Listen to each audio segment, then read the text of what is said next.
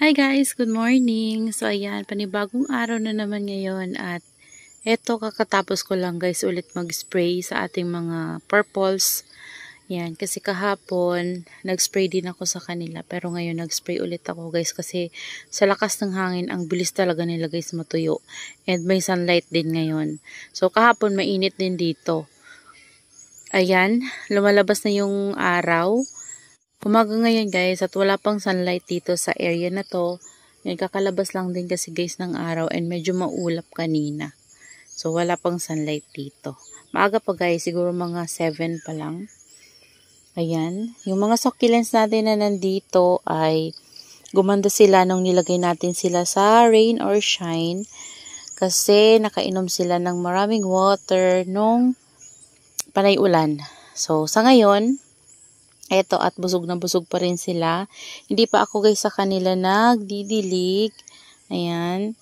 Pero yung ito, inisprayhan ko ng konti guys. Yan, ito. Yung napapansin ko na medyo tuyo-tuyo na talaga. Kasi nga malakas yung hangin dito. Ito, hindi pa rin gumagaling. si Black Knight. Ayan, meron pa rin na ganito guys. Yan, may pahabol. Pero may tumubo na naman na isang baby dito. Ayan. So, hinahayaan ko lang guys.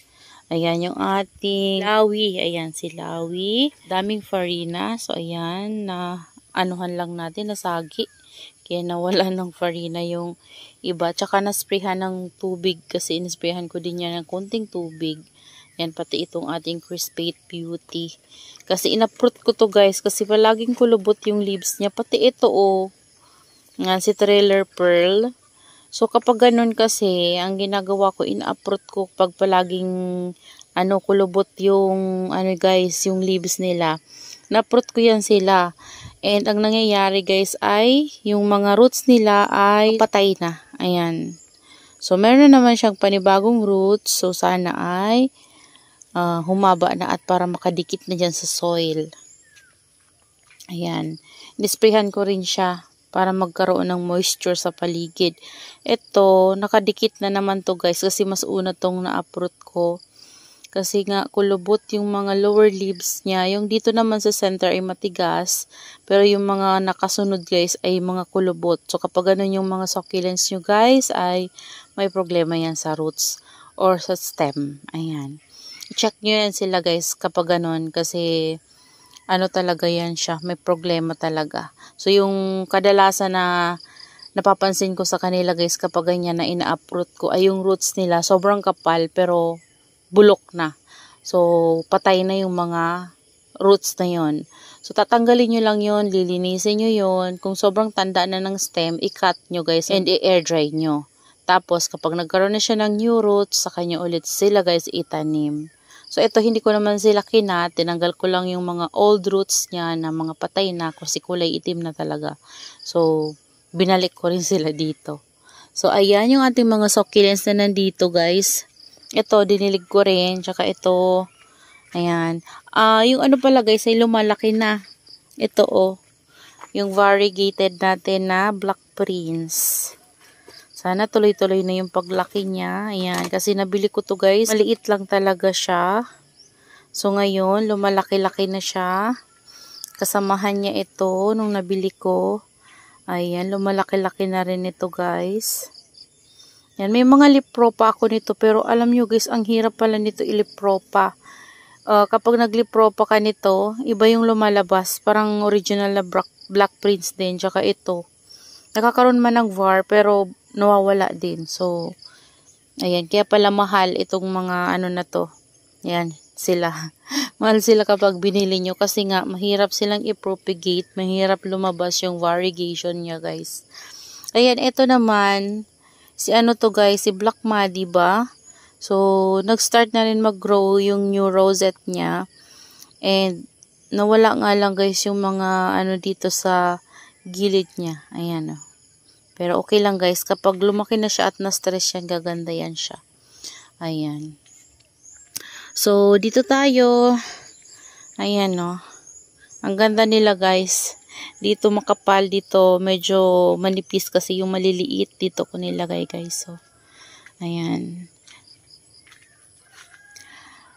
malapit nang bumuka yung ating bulaklak ni Black Prince. Ayan guys. Sana makita natin yung flower niya at hindi siya magkaroon ng mealybugs. Pero pag nakita ko na yung flower niyan at nagsawa na ako guys, ikakat ko na rin yan para naman hindi matabingi yung mother niya. Tatabingi oh. Oh, kasi nga ang laki ng flower stalk niya. Ayan. Si ating ano pala guys, cream tea ay napakaraming babies. Yan, napansin ko siya nung tinanggalan ko siya ng dry leaves sa ilalim. Ayan, dito. Meron pa sa kabila, tinukod ko nga ng bato. Para ano, makatayo siya kasi tabingi na sa bigat nung nandito na area. Ayan o, mayroon pang babies sa ilalim. So, ayan. Ganda ng ano niya guys oh. Yan. Tapos ito yung ating sanga. Napakita ko na yan sa inyo. Ala, na overwater ata ito. Yan, binuhusan ko kasi ito guys. Ala, tingnan nyo, may ano. Ano to? Hindi matanggal. May ano guys, oh, nabuhay na succulents dyan. Ewan ko kung sino yan. Ayan, napakaganda ni Tromso. Ito yung inuod natin na nilagay sa ROS guys. Busog na busog pa rin. Ayan, ito nagkakaroon ng color guys, oh. Ayan, banda, oh. Nagkaroon ng color yung mga succulents natin ngayong mga sumunod na araw. Kasi tuloy-tuloy yung sunlight, guys. And sa ngayon, kumalma na yung hangin dito. Hindi na kagaya dati na sobrang lakas talaga, guys. Ayan, yung greenhouse ko nga, hindi ko pa napapaayos. Yung nasira. Tingnan nyo to, guys, oh. Parang baby siya. Parang crested na baby. Yan, yan, so, ano ba to? Nakalimutan ko. Salmon ata yung name niyan, guys. Ayan. Ito si ano yan, no? Ano name nito? Alam nyo, guys, nakakalimutan ko yun na yung mga name nila kasi hindi ko na sila na isa-isa. Yan. Di ba dati kapag ano pinapakita ko yan sa inyo? Parang Star Valley. Star Valley ata yun, guys. Ayan, nag-open na yung flower neto, guys. Ganyan lang yung flower niya, guys, oh. Ganyan lang pala yung flower niya. Color orange. And I think, dahil nakita ko na siya, tatanggalin ko na sila soon. Kasi tingnan nyo, guys, yung rosette, oh, nayuyupi. So, ayan, yung ating mga succulents na nandito. Diba guys, ang ganda nila. Yung iba tinanggalan ko na ng flower stalk. Ito, pinutol ko na yung flower stalk nito guys. Kasi napapansin ko nagkakaroon siya ng mga dry leaves. So tinanggal ko na yung flower stalk niya. Ayan. Dito tayo guys. Ayan, dito naman na area ay sobrang saya ko kasi nakikita ko sobrang bubutsyog ng ating mga ano dito guys, mga purples. Ayan, makita ko guys, para mas mapakita ko sa inyo yung top view ng ating mga super bomb. Ayan, super bomb. Yan yung old ko na super bomb guys. Sobrang laki na talaga niya at sobrang makahoy. Ayan, sobrang laki talaga niyan guys sa personal kasi yung pot niya ay sobrang laki din. Tapos, ito yung isa natin na super bomb. Ayan, Purple Delight. Sa top guys, ayan siya. Tapos, yung mga peach no and Murasaki natin. Tingnan nyo guys. Oh, sa top. Grabe, ang tataba ng ano nila guys sa top. Yan, kung titingnan natin sa taas, sobrang tataba ng ano nila, rosette nila. Ang lalaki, grabe. Lalo na yung sa area na yon guys. So, yung mga nauna kong naripat sa garden soil. Nilagyan ko sila ng garden soil. Grabe ang tataba nila. And yung mga niripat natin nakaraan guys, ay lumalaki na yung mga babies nila. Ayan, ito ang dami nilang babies na binigay. Yung mga pinugutan natin. Ayan. Dami ng mga babies. Lumalaki-laki na yung mga babies nila guys. At nagpipink-pink. Ayan. Pati yung nandito natin guys, so yung mga bago nating pinugutan, may mga babies na. Yun guys, yun yung nabalik galing dito, na tinusok ko dun sa dulo. Ayan, di ba napakita ko sa inyo kung napanood niyo yung vlog na yun, ay nabali siya ng kusa dito kasi nagtitrail na yan siya guys, sobrang laki niya na nandito. Parang ganito. Titrail siya, nabali siya ng kusa, tapos tinuso ko lang doon and ayun, pinugot ko na naman siya nung ano na, stable na siya and kinat ko, ayan, ito din. Tapos ayan na yung mga babies na natatakpan nung kinat natin dyan, no, diba, lumaki na rin. Oh, punong-puno na yung ating pot. Grabe. Yung ano pala guys, bar Mendoza ko ay nandito ko nilagay. Yan na lang yung natitira. Tapos yung nandito guys, ay mga tubo na rin. Ayan o, diba? Malalaki na. And yung nandito natin na mga naunang kinat, malalaki na rin guys. Oh. Lalaki na nila. Tapos yun, yung mga pinugutan natin. Ayan, may mga tumubo na ng mga babies. O, diba? So, hindi sayang yung pagkat natin kasi marami silang babies na binigay. So, sabi ko nga before, magpo-propagate ulit ako sa kanila, mag-cutting ulit ako pagdating ng bare months. Pero, hindi na guys napigilan. Talagang nag-cut na tayo kasi nga sobrang lalago na talaga. And, kailangan talaga natin din sila guys i-trim kapag sobrang lago na kasi yung mga babies sa ilalim ay tatakpan and then ano din yun, parang nagiging weak din sila guys kasi wala silang sunlight na ma-receive, wala silang sunlight na makuha galing sa taas. So kailangan maarawan din sila para mas maging matibay sila guys. Ayan, and nag-itilhate din sila kapag walang sunlight na nakukuha. Yung mga naripat din natin guys, update sa kanila, okay naman sila guys. Yung mga naripat natin ng mga purple delights, okay naman sila. Ito yung mga to. Yan, ito, naripat ko to guys. Si Super Bomb. Yung pinagsama-sama kong Super Bomb sa isang pot. Kaya napaka puno. Ayan. So, okay naman siya guys. Tapos, yung mga purple delights natin na mga niripat. Ang gaganda ng color guys. O, yan. Dinilig ko sila. Ngayon at kahapon, dinilig ko rin sila. So, spray lang kasi guys yung gamit ko. Kaya, kapag nag-spray ako sa kanila ay, inuulit ko talaga. Ayan. Ito, tingnan nyo guys. Yung rosette nila, iba kapag may sunlight. Pero kapag sobra naman yung sunlight na natatanggap nila guys, ay namumutla naman sila. Pero ito tama lang. Kasi umiinit ngayon, mahangin, and kumukulimlim. So, hindi na gaya nung nakaraan, yung hangin dito guys. Sobra talaga, nasira yung greenhouse natin dito. Oh.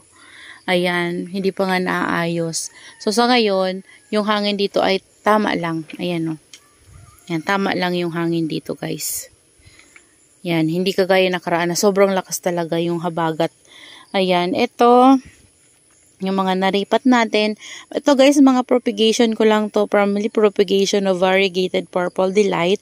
So, lumaki sila na hindi naman lumabas na yung var.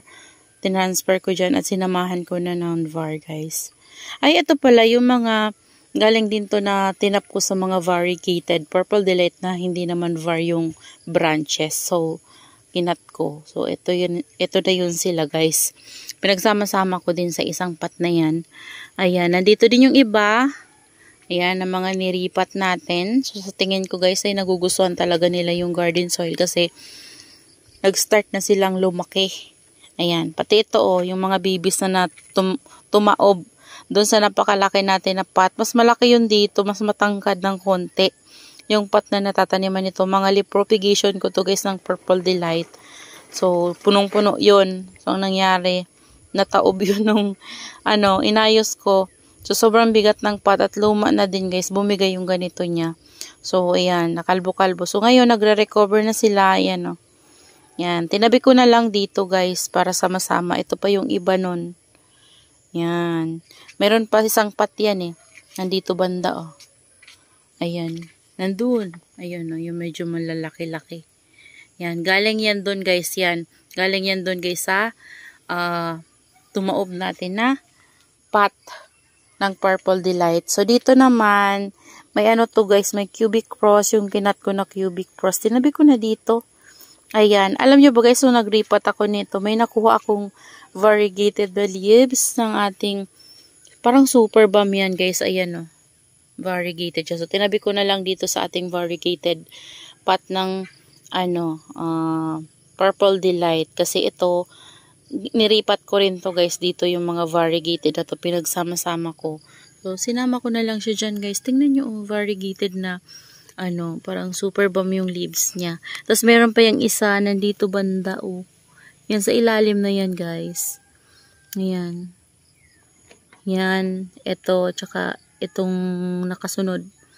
Ayan, parang super bomb din yan guys. So, variegated din siya. So, sa ilalim ko nilagay para hindi mapano. Ay, itong ano guys. Itago ko para hindi mo lusaw. Kasi nalulusaw siya guys kapag ganyan. Yung full bar niya, nalulusaw. Ayan. So, ito naman yung napakalaki ko dating Purple Delight. Nagkaroon siya ng problem. Yung mga hindi tinubuan ng bibis pala guys ay may problema. Parang may rat sa pinakapuno. So, ayun, kinat ko. And ito yung mga natitira. So, hindi ko alam kung ito ba may problema din kasi medyo mabagal din to lumaki. Pero hinahayaan ko na lang guys. Ayan. Kasi dito ko yung mga kinat Ayan, nandyan. So, ayan na lang natin. Ito, lumaki naman siya. Ayan. Antayin na lang natin lumago itong mga babies na mga nilagay natin dito, mga Lipropa. Ito pa yung stem nun guys. So, kinat ko. Wala na talaga. Ay, parang buhay. Buhay ba? Buhay guys, Ayan. Yung kinat ko to. Ewan ko kung mabuhay pa yan. Pinatong ko lang kasi dito. Dalawa pala sila, Ayan, At tingin ko buhay sila, guys. Nagkakaroon nga ng roots, Ayan. So, dito ko nga, guys, ilagay.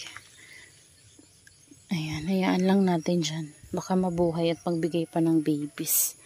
Ito talaga, guys. Grabe to. Sobrang lago.